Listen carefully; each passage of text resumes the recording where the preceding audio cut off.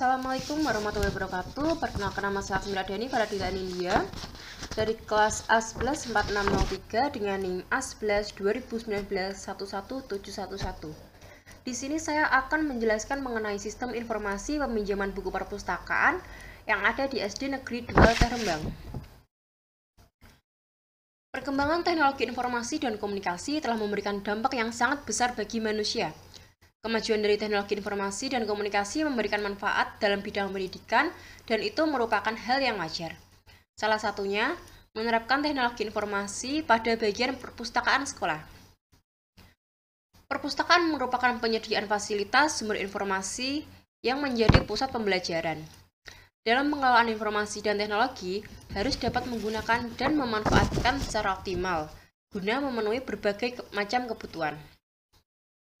Alasan pemanfaatan perpustakaan dalam teknologi informasi dan komunikasi yaitu: yang pertama, tuntutan terhadap kuantitas dan pelayanan perpustakaan.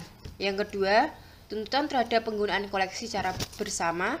Yang ketiga, kebutuhan untuk mengefektifkan sumber daya manusia. Yang keempat, efisien waktu. Dan yang terakhir, beragam informasi yang akan dikelola. Dalam upaya meningkatkan kinerja pelayanan maupun penggunaan sistem informasi sebagai sumber alternatif yang tepat, dalam penggunaan sistem informasi akan memiliki beberapa keuntungan, antara lain: yang pertama, kecepatan dalam pengelolaan suatu data. Yang kedua, ketetapan dan konsistensi yang lebih baik dan juga akurat. Kemudian, penyampaian informasinya akan jauh lebih cepat, sehingga mengurangi biaya. Yang terakhir yaitu keamanan yang jauh lebih baik. Oleh karena itu, perpustakaan harus memiliki pilihan untuk melakukan kegiatan pendidikan dalam kegiatan operasional dengan baik. Penyediaan sarana dan fasilitas perpustakaan diharapkan dapat digunakan dengan baik, sehingga anggaran yang dikeluarkan dalam penyediaan fasilitas dan sarana tidak akan terbuang sia-sia.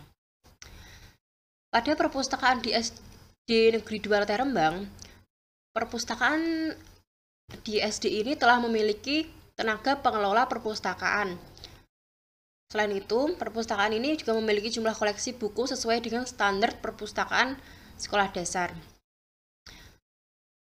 Kemudian, sekolah ini juga memiliki perabot dan perlengkapan yang memadai. Namun, dalam proses pelayanan yang dilakukan pada perpustakaan ini masih dilakukan secara manual. Pendataannya dilakukan dengan cara menulis di dalam buku, sehingga ketika kita mencari data yang dibutuhkan harus mencari per halaman buku. Untuk memenuhi pelayanan yang lebih baik dan juga efisien, perpustakaan memerlukan suatu sistem informasi yang dapat membantu para anggota dalam mencari informasi atau referensi tentang data buku yang diperlukan. Sehingga kami akan menyusun penelitian dalam judul pembuatan sistem informasi peminjaman buku yang ada di SD Negeri 2 Terembang. Permasalahan yang ada: perpustakaan di SD Negeri 2 Terembang masih menggunakan proses yang manual dalam melakukan pengelolaan peminjaman buku untuk para siswa, sehingga mengakibatkan kurang akurat, kurang efektif, dan efisiensinya penggunaan waktu, tepat maupun tenaga. Dengan adanya masalah tersebut, kami berencana membuat sistem informasi perpustakaan yang di dalamnya berisi informasi tentang pengelolaan perpustakaan berupa: 1. Petugas perpustakaan dapat dengan mudah mendata siswa siapa saja yang telah meminjam buku. Yang kedua, petugas perpustakaan dapat mengakses sistem untuk berlangsungnya proses peminjaman yang dilakukan oleh siswa. Yang ketiga, petugas perpustakaan dapat melakukan perubahan data peminjaman jika salah dalam penginputan data. Yang terakhir, siswa dapat dengan mudah mendapatkan informasi tentang tanggal pengembalian buku yang dipinjam.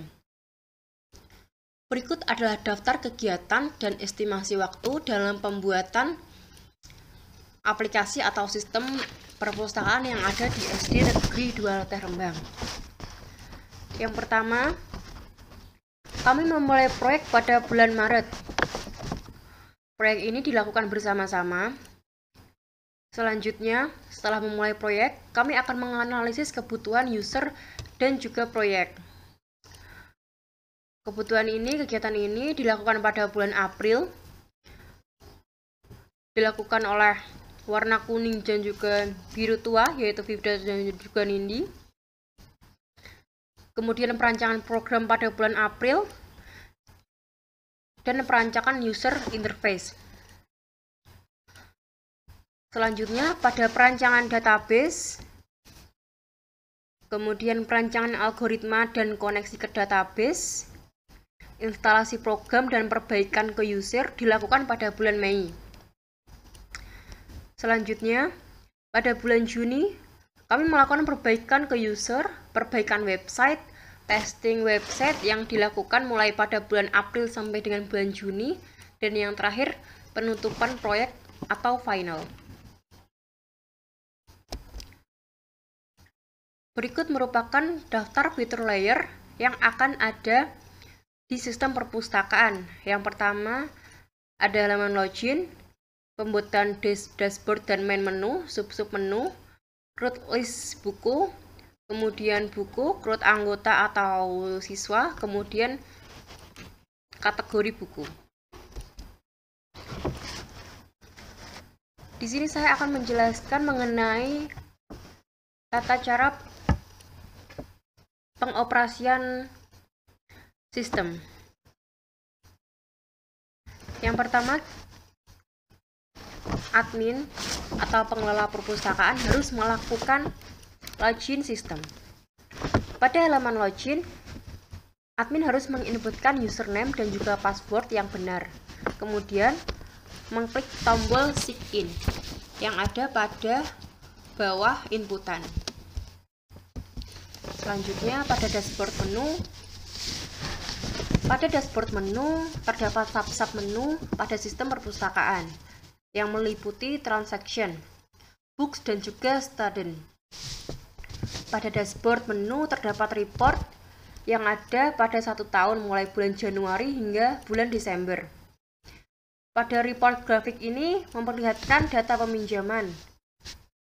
Data peminjaman ini bisa difilter per tahun, mulai dari bulan Januari hingga bulan Desember. Grafiknya memperlihatkan data peminjaman yang berwarna abu-abu dan juga pengembalian buku atau return yang ditunjukkan pada warna hijau. Di sini contohnya ada data peminjaman dan pengembalian buku pada bulan April. Kemudian lanjut, pada submenu transaction terdapat submenu borrow dan juga return. Yang pertama yaitu submenu borrow.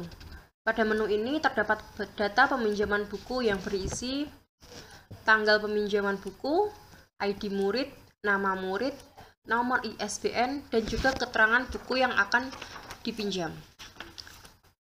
Admin dapat menambahkan data peminjam buku melalui button peminjaman buku. Setelah borrow, kemudian kita lanjut ke return.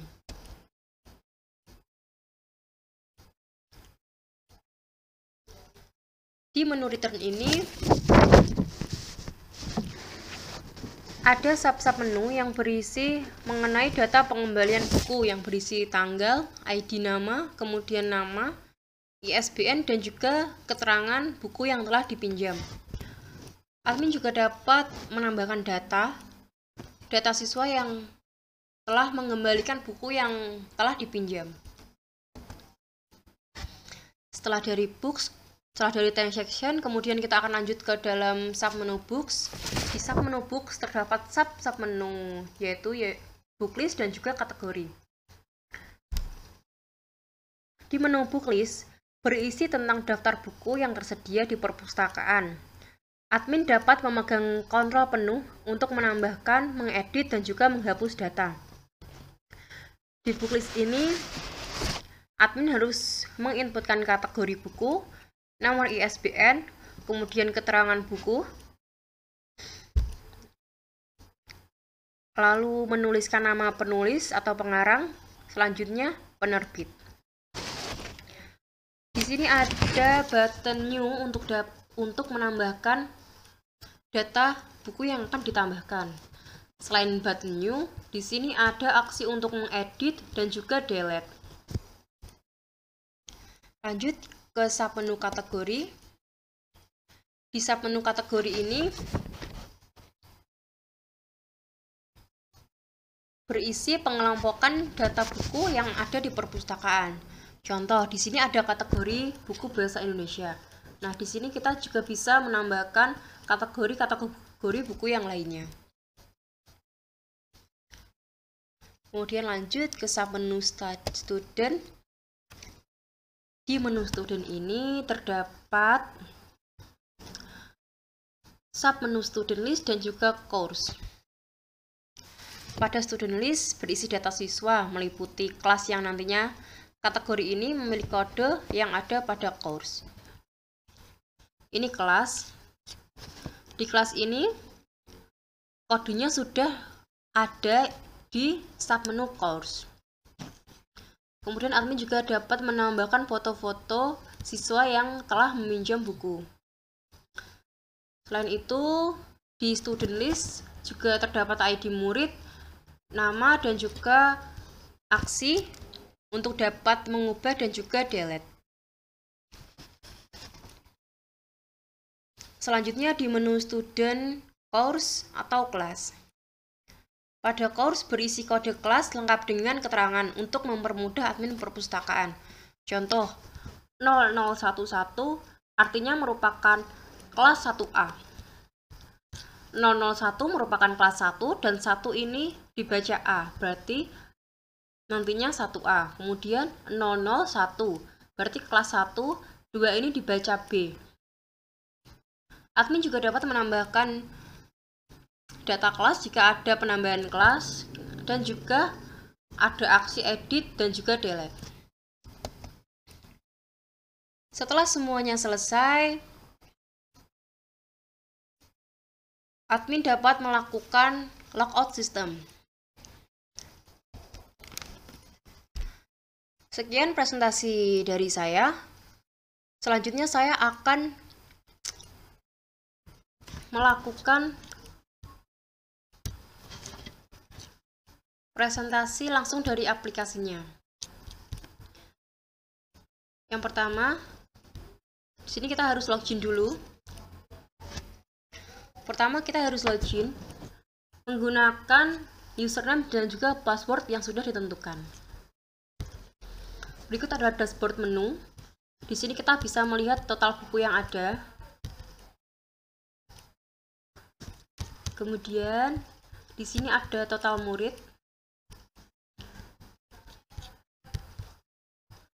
Pengembalian buku dan peminjaman buku per hari. Di sini juga bisa disortir per tahun sampai tahun 2026, mulai 2015.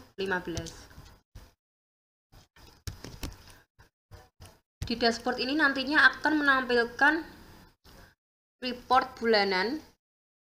Report bulanan ini berisi tentang peminjaman dan juga pengembalian buku.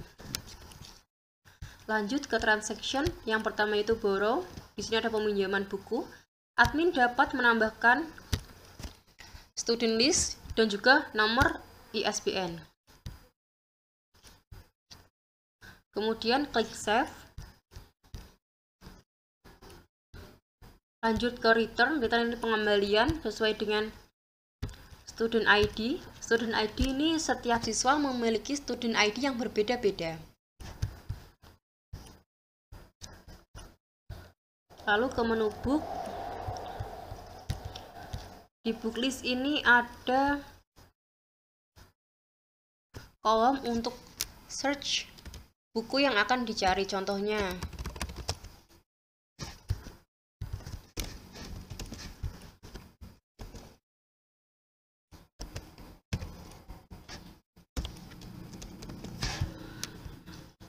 di sini bisa memilih kategori dari kumpulan puisi, kategori matematika, pengetahuan alam, dan lain sebagainya.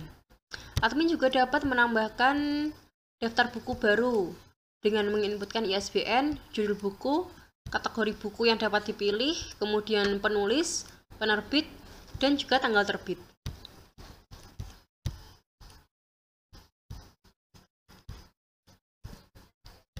Selanjutnya di kategori buku terdapat nama-nama kategori buku yang sehingga nantinya di perpustakaan pengelompokannya lebih mudah.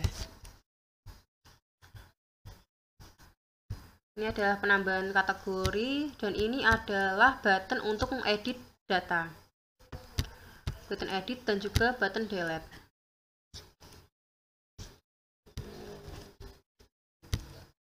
Lanjut ke menu student. Ada student list yang berisi data-data siswa mulai dari kelas, nama, ID murid, foto. Selanjutnya di sini juga ada course yang berisi kode-kode dari kelas siswa. Setelah sistem berjalan dengan baik dan kemudian admin dapat menginputkan semua data yang diperlukan, admin dapat melakukan logout. Ketika admin melakukan logout, nantinya admin akan kembali ke tampilan awal.